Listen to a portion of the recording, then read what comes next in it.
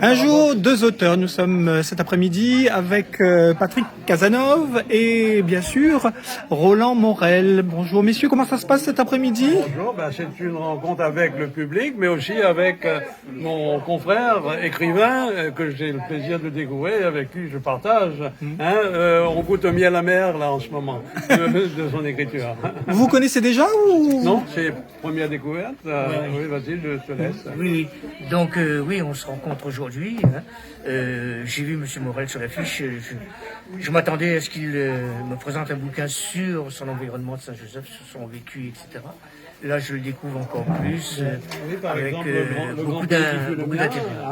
Et à Grand Galet, on avait aussi du miel de Bombarde, le bois de Bombarde, on fait du miel. Donc, tous ces thèmes-là sont partagés entre Patrick et moi-même Roland. Alors ce grand pays qui fut le mien, deux petits mots, ça parle de quoi? De grands pays donc Le grand pays, c'est ce qu'on appelle le Cap Blanc, c'est en haut de la vallée de Langevin, et c'est un village qui a été complètement détruit par l'Office national des forêts, qui a expulsé la population qu'on a considérée comme des squatters. Et c'est une méprise et c'est une injustice flagrante que j'essaye de faire revivre dans mon roman et faire réfléchir aussi les Réunionnais sur le thème de la départementalisation qui est, à mon avis, on n'est pas allé jusqu'au bout de la départementalisation et du développement de la Réunion.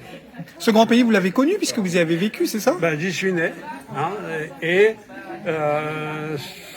j'ai le grand pays, j'ai les remparts de verdure de Grand Galet dans les veines, dans les yeux, et c'est pour ça que je pense que cette émotion-là qui m'anime, j'essaye de faire passer dans mon roman, comme tout écrivain d'ailleurs, tout ce qui nous a choqués. Patrick me disait tout à l'heure que quand il a été perdu à Grenoble, c'est ça? Alors je te laisse continuer. Alors qu'est-ce qui s'est passé, Patrick? Non, on parlait donc de cet ouvrage, L'un goût de miel amer. Oui. Et puis on parlait aussi de comment je suis venu à l'écriture. Donc à un moment donné, à 30 ans à peu près, le choc identitaire avec la métropole me rattrape. Donc je m'interroge sur mon identité, sur ce que je suis. Je m'aperçois que j'ai une culture qui est riche et que je veux retrouver. Voilà, tout simplement.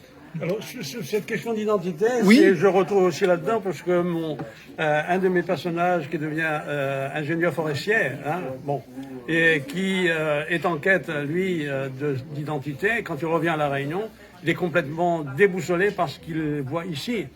Il ne se reconnaît pas. Lui, en tant que réunionnais qui a un poste important en métropole, et il vient, il voit la misère, la dégradation, et surtout le terrible cyclone Firinga en 89, ajouté à d'autres problèmes, fait que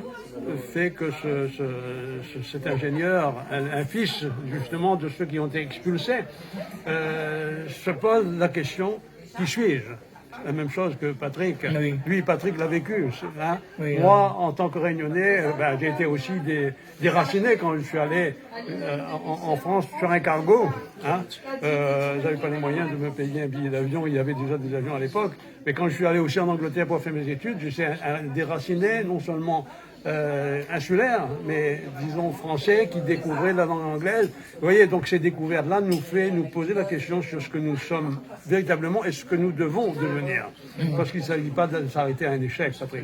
Oui, une expression créole, des fois, il dit comme ça, tu ne connais pas où ça va, retourne où ça saute. Donc le livre, l'écriture, en tous les cas, l'a permis à moi de revenir où ça m'y saute.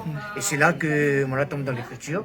Donc moi, elle est là aujourd'hui pour mon dernier ouvrage, en tous les cas. Voilà, j'allais revenir, c'est Volcan en salaire. Le volcan en salaire, c'est une métaphore. Il compare la violence du volcan à la violence que Petit Créole, ils vivent aujourd'hui, on va dire tout simplement les choses, que Zoreille ne fait pas Petit Créole. Parce qu'on est dans ce système encore.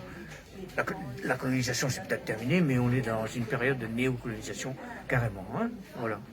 Donc c'est des poèmes, c'est ça? Non, c'est un long poème en prose. Ça se lit un peu comme une courte nouvelle, mais c'est un long poème en prose avec des métaphores, cette violence volcanique, cette violence d'existence dans la société réunionnaise qu'on a aujourd'hui et qui fait du mal à la culture, etc. On invite les gens à venir découvrir. Je crois qu'il y a d'autres personnes qui vous attendent, messieurs. Bon après-midi, merci à vous. Merci beaucoup. Merci.